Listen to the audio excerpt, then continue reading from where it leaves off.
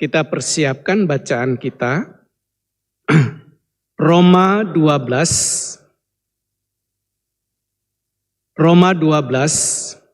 ayat 1 sampai dengan ayatnya yang ke-8.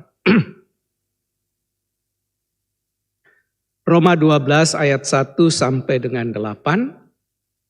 Mari berdiri untuk mendengarkan firman Tuhan yang akan saya bacakan bagi kita semua. Roma 12 ayat 1 sampai dengan 8 menyatakan, "Karena itu, saudara-saudara, oleh kemurahan Allah, aku menasihatkan kamu supaya kamu mempersembahkan tubuhmu sebagai persembahan yang hidup, yang kudus, dan yang berkenan kepada Allah. Itulah ibadahmu yang sejati. Janganlah menjadi serupa dengan dunia ini, tetapi berubahlah oleh pembaharuan budimu, sehingga kamu dapat membedakan mana kehendak Allah, apa yang baik, yang berkenan kepadanya, dan sempurna. Berdasarkan anugerah yang diberikan kepadaku, aku berkata kepada setiap orang di antara kamu, janganlah memikirkan hal-hal yang lebih tinggi daripada yang patut kamu pikirkan, tetapi hendaklah kamu berpikir sedemikian rupa, sehingga kamu menguasai diri menurut ukuran iman yang dikaruniakan Allah kepada kamu masing-masing. Sebab sama seperti pada satu tubuh, kita mempunyai banyak anggota, tetapi tidak semua anggota itu mempunyai tugas yang sama. Demikian juga kita, walaupun banyak, adalah satu tubuh di dalam Kristus, tetapi kita masing-masing adalah anggota yang seorang terhadap yang lain. Demikianlah kita mempunyai karunia yang berbeda-beda menurut anugerah yang diberikan kepada kita, tetapi karunia itu adalah untuk bernubuat. Baiklah kita melakukannya sesuai dengan iman kita.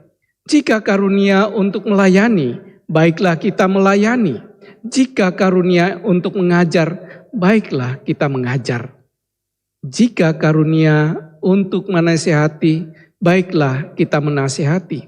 Siapa yang membagi-bagikan sesuatu, hendaklah ia melakukan dengan hati yang ikhlas. Siapa yang memimpin, hendaklah ia melakukannya dengan rajin. Siapa yang menunjukkan belas kasihan, hendaklah ia melakukannya dengan sukacita. Demikianlah firman Tuhan bagi kita. Tuhan Yesus bersabda, berbahagialah setiap orang yang telah mendengarkan firman Tuhan serta memeliharanya. Terpujilah Tuhan Yesus. Haleluya.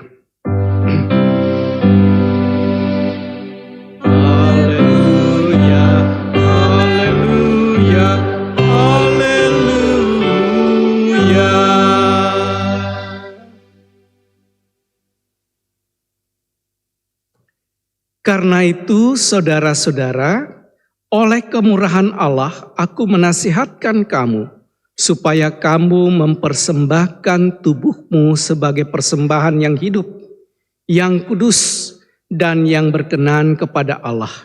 Itulah ibadahmu yang sejati. Ayat 1 di dalam bacaan kita, yang saya jadikan ayat untuk tema renungan kita pada hari ini sesuai dengan permintaan, persembahanmu adalah hidupmu. Selamat sore Ibu Bapak, saudara-saudara, anak-anak yang dikasihi Tuhan. Selamat sore. Gong sifat cai. Iya, hari ini kan tahun baru Imlek. Jadi semua sehat ya. Puji Tuhan. Ada sukacita bagi kita.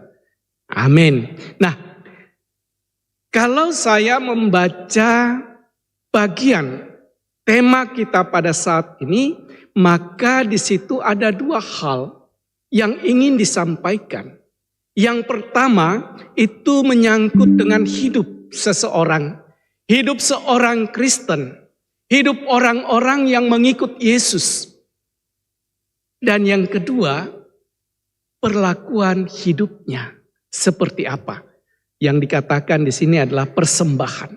Nah, dua hal yang menarik dalam kehidupan kita ketika kita menjalani kehidupan hari ini, hari Rabu terakhir di bulan Januari. Tetapi ketika kita mengakhiri tahun rahmat Tuhan 2024, memasuki tahun rahmat Tuhan 2025, kita sedang diperhadapkan dengan berbagai-bagai persoalan. Terutama persoalan-persoalan kemanusiaan. Kekerasan terjadi di berbagai tempat. Terakhir, seorang perempuan dimutilasi, dimasukkan dalam koper. Ini warna kehidupan yang kita alami. Lalu kita bertanya pada diri kita, bagaimana kehidupan umat percaya dalam mewujudkan kehidupannya sebagai sebuah persembahan kepada Allah?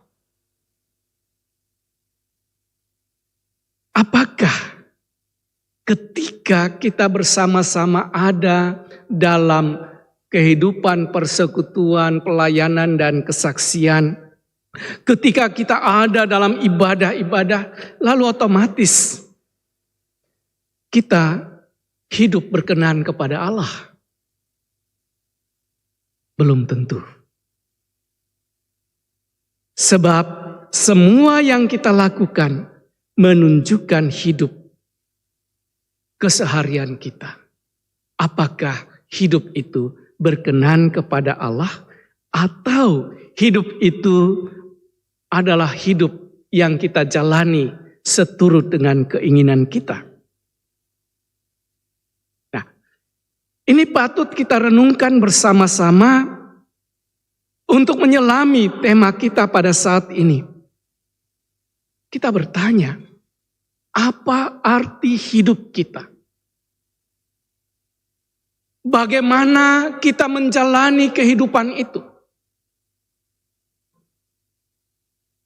Kapan hidup kita ini berkenan kepada Allah dan memuliakan namanya? Nah, firman Tuhan yang menjadi landasan tema kita pada hari ini, Roma 12 ayat 1, ayat 1 sampai dengan 8, ini paling tidak mau mengangkat 3 persoalan dalam kehidupan kita. Persoalan yang pertama adalah ketika ia berbicara tentang hidup yang berkenan kepada Allah. Hidup yang berkenan kepada Allah adalah hidup yang mempersembahkan diri.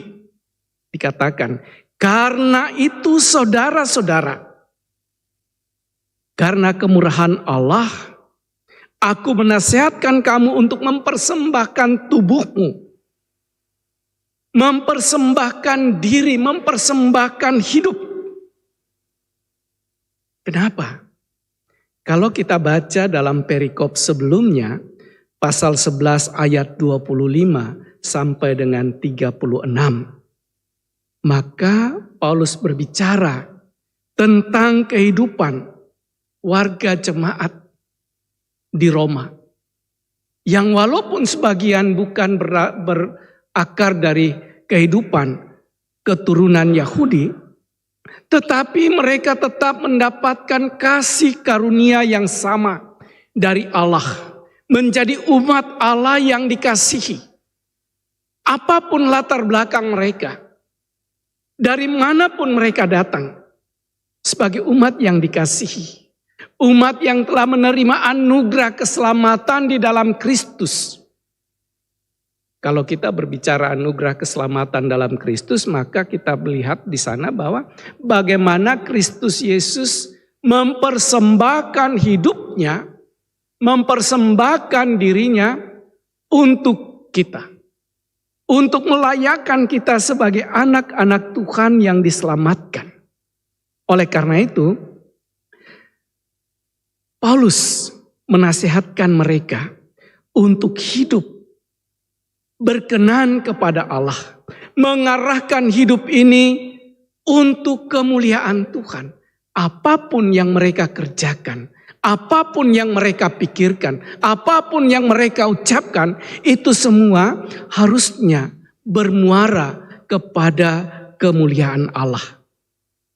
Bagi Dialah kemuliaan itu. Nah, dalam ayat 36 pasal 11 dia katakan, sebab segala sesuatu adalah dari Dia, oleh Dia, dan kepada Dia. Bagi Dialah kemuliaan sampai selama-lamanya. Amin. Nah, jadi ketika Paulus berbicara, persembahkanlah hidupmu, itu adalah ibadahmu yang sejati, itu adalah hidupmu yang berkenan kepada Allah. Karena ini, sebab segala sesuatu bagi Dialah kemuliaan sampai selama-lamanya. Nah, bagaimana mempersembahkan hidup itu? Persembahan hidup mereka harus menjalani kehidupan ini dengan ucapan syukur. Wujudnya mempersembahkan tubuh. Mempersembahkan tubuh di sini artinya mempersembahkan hidup mereka sebagai persembahan yang hidup, yang kudus, yang berkenan kepada Allah. Itu yang dikatakan dalam ayat 1. Artinya, ibu bapak, saudara-saudara, anak-anak yang dikasihi Tuhan, mempersembahkan tubuh, mempersembahkan hidup itu sebagai persembahan yang hidup, yang kudus, yang berkenan kepada Allah, mau mengatakan kepada kita bahwa seluruh kehidupan kita, seluruh hidup kita, ini haruslah diberikan untuk menyenangkan hati Tuhan. Bagaimana kita menyenangkan hati Tuhan? Kalau dalam kehidupan persekutuan kita selalu timbul gontok-gontokan, selalu timbul pertengkaran, selalu timbul perkelahian. Tapi di Horeb enggak ya? Karena Horeb ini gunung Tuhan. Jadi tidak demikian. Tetapi ibu bapak, saudara-saudara, kalau kita perhatikan di berbagai tempat, gereja kadangkala diperhadapkan dengan kesibukan untuk mengurus persekutuan internal. Kenapa? Oh, di sana ada pertengkaran, di sana ada keributan, di sana ada perselisihan dan seterusnya. Kapan gereja bersaksi bagi kemuliaan Tuhan? Inilah yang dikatakan oleh Paulus, bahwa seluruh kehidupan kita diberikan untuk menyenangkan hati Allah. Tubuh, roh, dan jiwa kita dikuduskan, dikhususkan untuk Allah. Karena Ia telah mengkhususkan kita menjadi umat kepunyaannya yang kudus, yang mau menyaksikan kemuliaan Tuhan bagi semua orang. Bagaimana? Sebagai seorang ibu rumah tangga misalnya. Bagaimana dia mempersembahkan hidupnya, mempersembahkan hidupnya sebagai kemuliaan Tuhan, menjadi kemuliaan bagi Tuhan. Dia melakukan pekerjaan-pekerjaan rumah tangganya dengan penuh sukacita. Dia melakukan segala sesuatu dengan penuh cinta kasih. Ini. Bagaimana seseorang sebagai seorang pekerja, ia melakukan pekerjaannya dengan penuh tanggung jawab, dengan penuh sukacita bagi kemuliaan Tuhan. Di tengah-tengah dunia yang korup, tantangan bagi anak-anak Tuhan luar biasa. Disinilah kita ditantang untuk mempersembahkan hidup. Persembahanmu adalah hidup. Hidup yang berkenan kepada Tuhan, hidup yang kudus, hidup yang dikhususkan untuk memuliakan Tuhan. Nah, ini bagian yang pertama. Mari kita persembahkan hidup kita bagi Tuhan. Apapun profesi kita, apapun yang kita jalankan dalam kehidupan ini, sebagai anak-anak, menjadi kudus. Apa yang harus kita lakukan? Hormatilah ayahmu dan ibumu supaya lanjut umurmu di tanah yang diberikan Tuhan kepadamu. Kalau sekarang kita berbicara dengan anak-anak seperti itu, wow. Ada saja alasan, ada saja jawaban-jawaban mereka. Tetapi firman Tuhan tidak pernah didegradasi, digagalkan oleh karena perkembangan zaman kita. Apa yang dikatakan? Hormati ayahmu dan ibumu supaya lanjut umurmu di tanah yang diberikan Tuhan. Apapun itu, ya itu yang harus kita lakukan. Supaya apa? Tuhan dipermuliakan. Menunjukkan rasa hormat kepada Tuhan. Nah, baru-baru ini saya dikeluhkan oleh seorang orang tua. Dia datang kepada saya, dia bilang begini, Pak Pendeta, ya, kok sekarang ini aneh ya? Anehnya apa, Bu? Anak-anak itu kok kayaknya nggak tahu sopan santun lagi. Bagaimana caranya? Dia duduk, dia datang bertamu sebenarnya karena teman. Jadi dia duduk ngangkat kaki. Orang tua, karena orang tua seperti saya ini kan orang tua yang agak kolot gitu. Perhatikan, loh ini kan ada tamu yang lain, kenapa begitu? Dipelototin, dia malah balas pelototin gitu. Nah, lalu saya katakan gini Bu, zaman kita kan sudah berbeda. Mungkin perlu teguran yang bisa mengena. Lalu saya panggil anak itu, karena memang jemaat. Sini nak. Nah, kita ngobrol-ngobrol. Kalau kita ke rumah orang itu seperti apa? Oh baru dia kaget, dia sadar, iya Pak saya maaf, itu karena kebiasaan. Nah, rubah kebiasaan-kebiasaanmu. Mulai dari dalam, berkenaan dengan ayat 2. Ini bagian yang kedua. Tentang cara kita membangun kehidupan supaya persembahan kita itu berkenan kepada Allah, kepada Tuhan. Ayat 2 dia bilang begini, janganlah menjadi serupa dengan dunia ini. Berubah, tetapi berubahlah oleh pembaharuan budimu sehingga kamu dapat membedakan mana kehendak Allah, apa yang baik, yang berkenan kepada Allah. Nah, jangan menjadi serupa dengan dunia ini. Dunia ini menawarkan berbagai macam pola kehidupan. Orang bebas memilih. Tetapi ingat anak-anak Tuhan, satu, jangan menjadi sama dengan mereka. Kalau mereka ugal-ugalan, kita jangan ugal-ugalan. Kalau mereka membuat kehidupan mereka, menjalankan kehidupan mereka dengan sembrono, jangan kita ikut sembrono. Jemaat di Roma adalah orang-orang yang sudah mengenal dan mengikut Kristus. Akan tetapi, pengenalan mereka akan Kristus itu membuat mereka hidup berbeda dengan dunia ini. Nah, di sini kita lihat bersama-sama bahwa kehidupan mereka tidak harus sama. Nah, ada satu pertanyaan menarik bagi kita Ibu Bapak, Saudara-saudara. Ketika kita berbicara tentang kasih, dunia di luar Kristen pun berbicara tentang kasih. Dunia di luar gereja pun berbicara tentang kasih.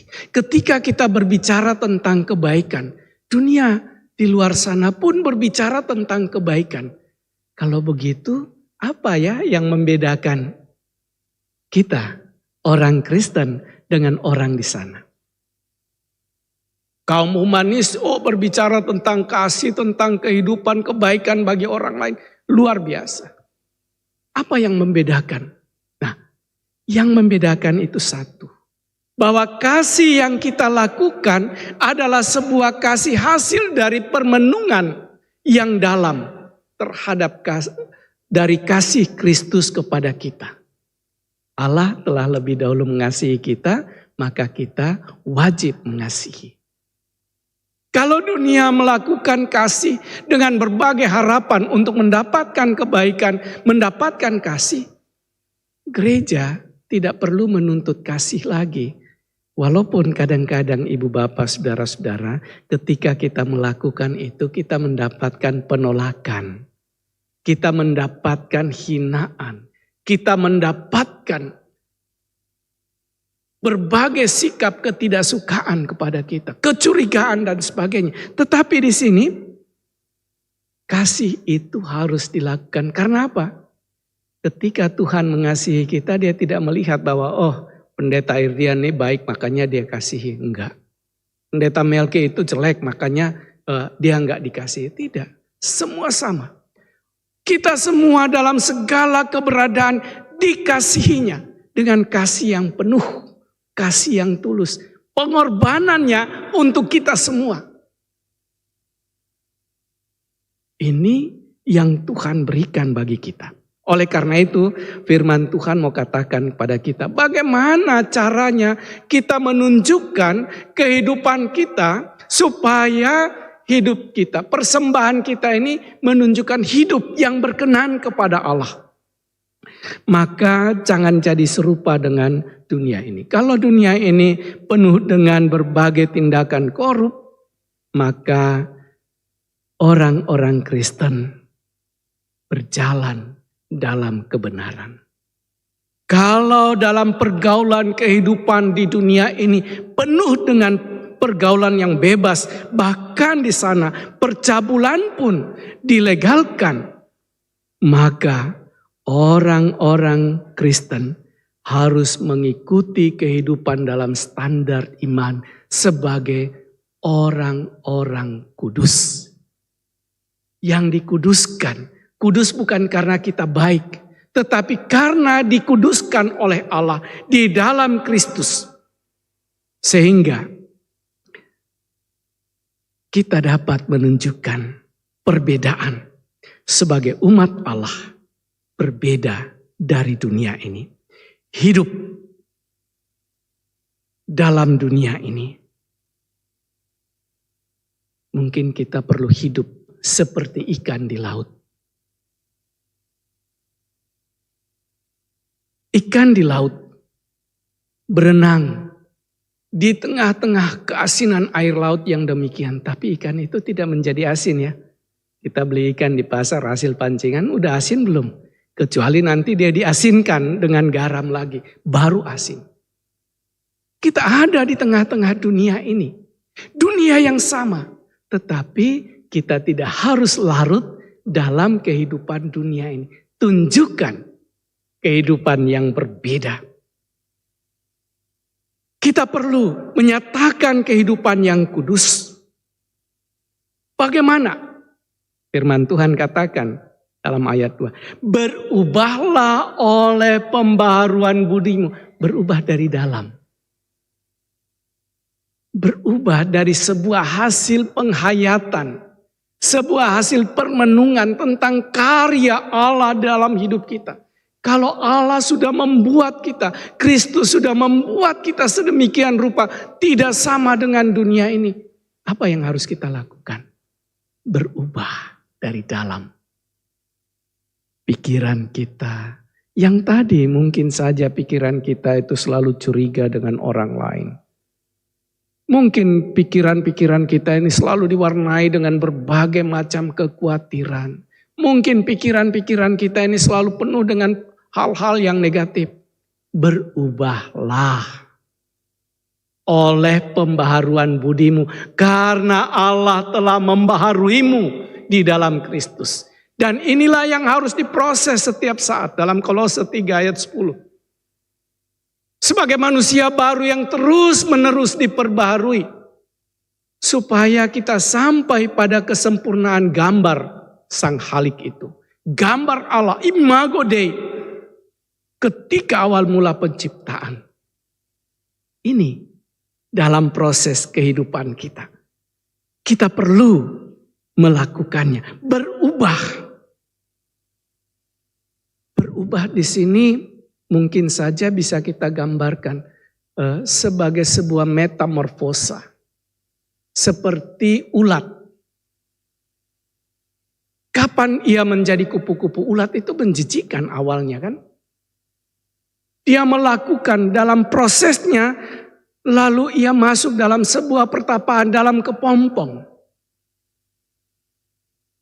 Kemudian ia keluar menjadi kupu-kupu yang indah, yang cantik, yang menarik semua orang. Nah, perubahan yang demikianlah yang dikatakan oleh Rasul Paulus, yang terus-menerus berproses.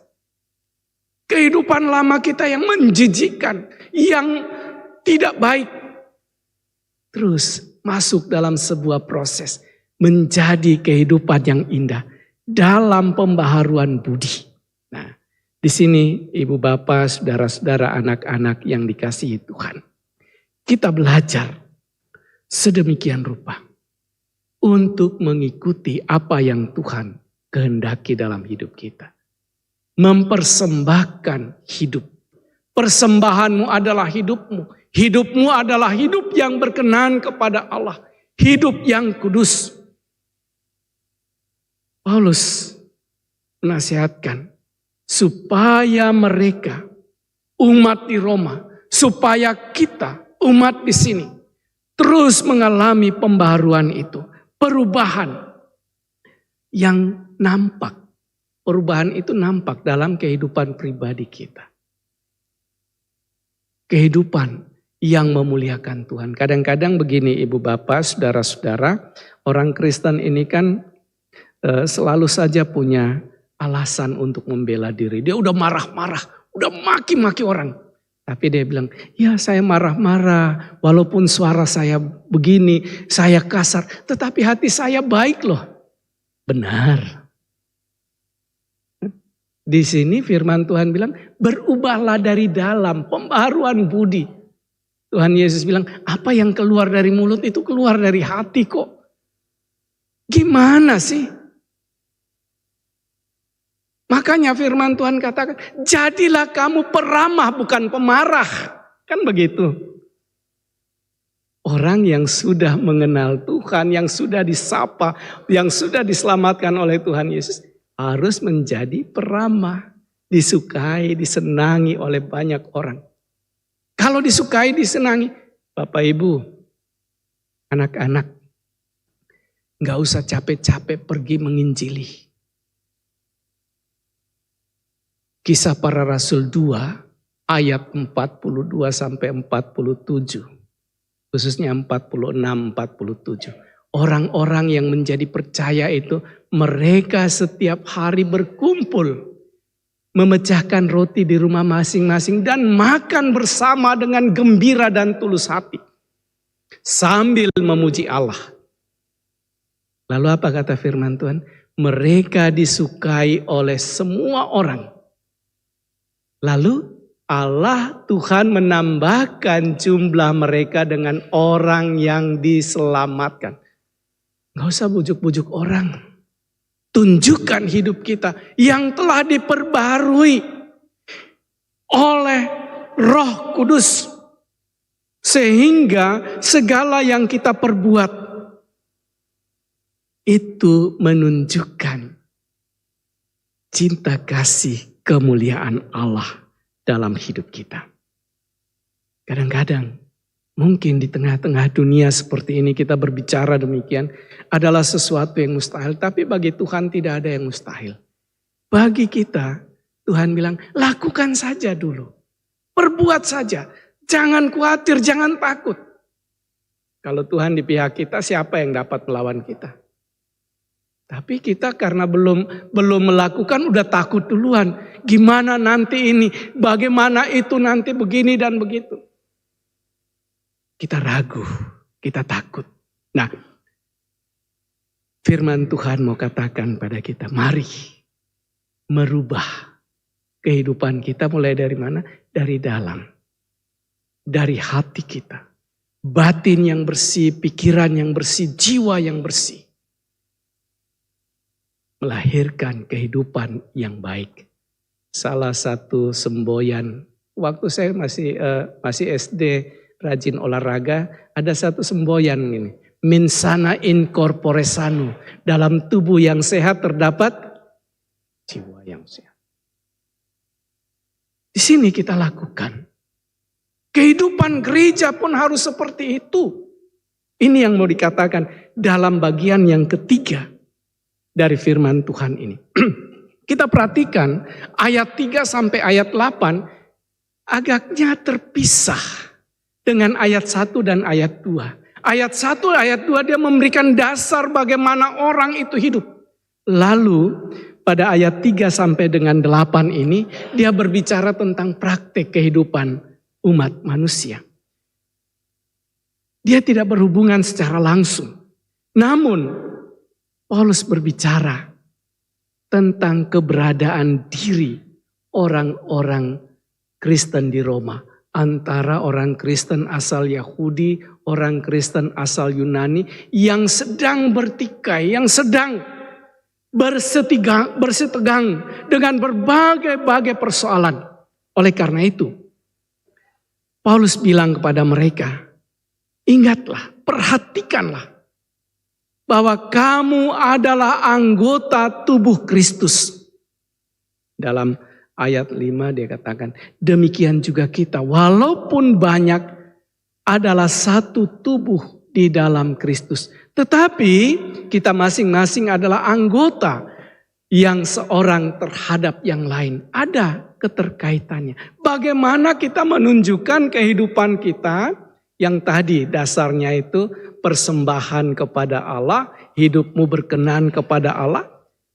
Dalam kehidupan persekutuan ini, maka kehidupan orang-orang percaya di sana harus saling melengkapi.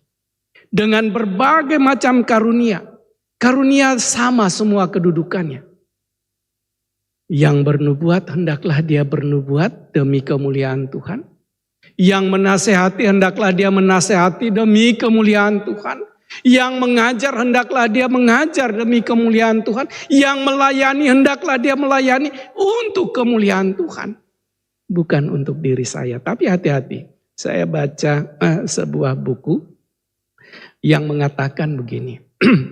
Ketika kita sebagai aktivis pelayanan dalam gereja, entah dia itu diaken, penatua, pelayan-pelayan dalam gereja, apakah yang telah kita kerjakan dengan berbagai macam kesibukan kita, pendeta, kita lakukan itu sungguh-sungguh untuk Tuhan atau untuk diri kita? Sadar atau tidak sadar, seringkali kita terpenjara dalam diri kita, dalam ego kita. Oleh karena itu, ibu bapak, saudara-saudara, dalam buku itu sang penulis katakan begini. Apa buktinya, indikatornya begini. Ketika kita melayani, kita sungguh-sungguh melakukannya. Dan ketika kita selesai, apa yang kita harapkan? Respon orang. Kalau responnya bagus, kita senang. Kalau respon orang itu nggak baik, sedih juga ya. Sudah melayani capek-capek, nggak terima kasih, malah diomelin lagi, dicuekin lagi. Ini, kita melayani untuk siapa? Untuk diri kita atau untuk Tuhan? Ibu bapak, saudara-saudara yang Tuhan Yesus kasihi.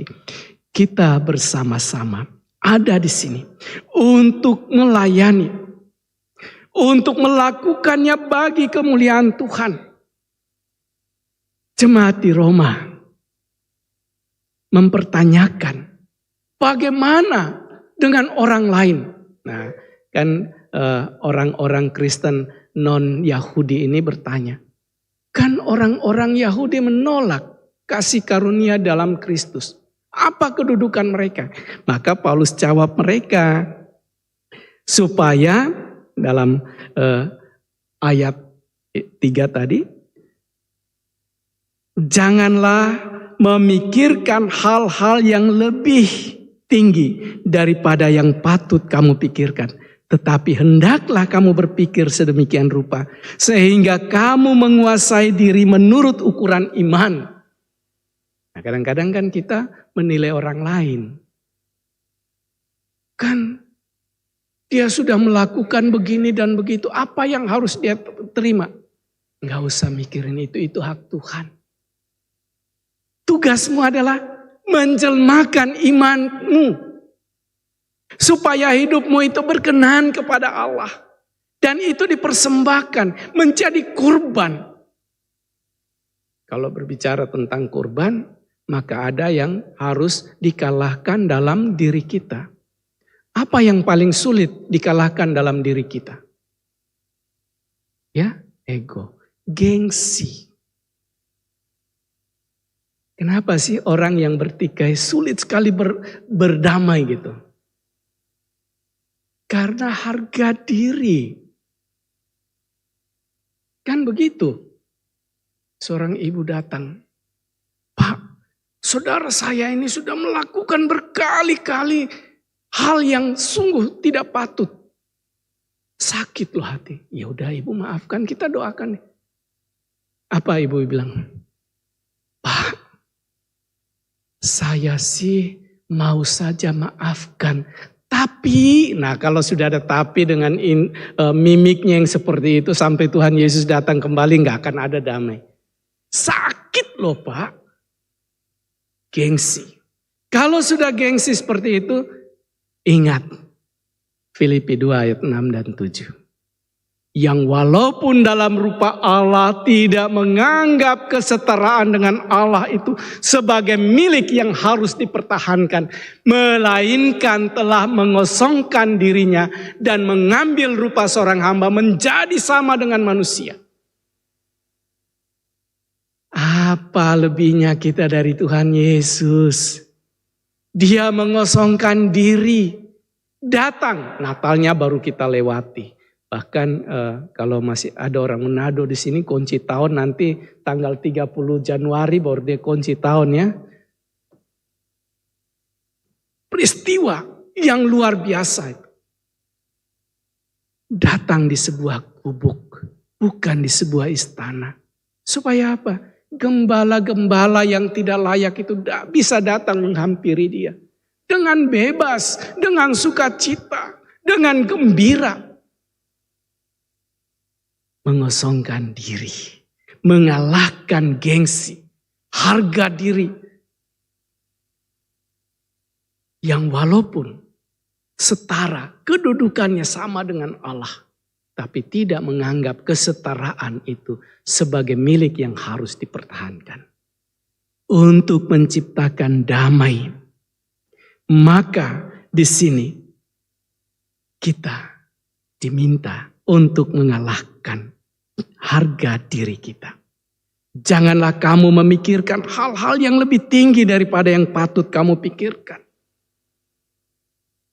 Tetapi lakukanlah apa yang diminta oleh imanmu.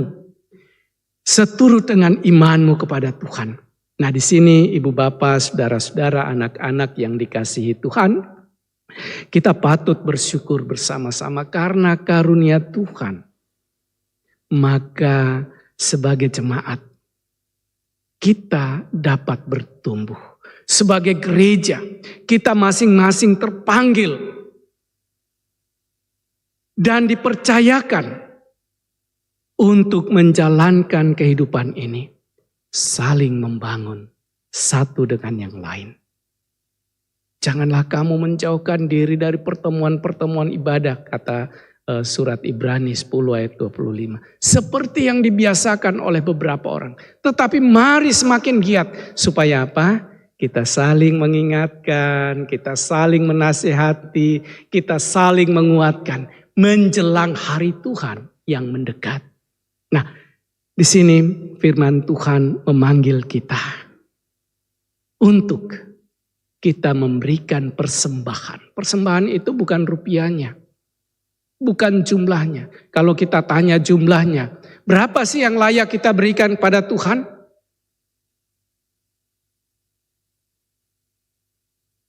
berapapun jumlahnya. Tetapi jawabannya sederhana sekali. Seberapa besar engkau merasakan kasih Tuhan, berkat Tuhan dalam hidupmu, berikanlah itu.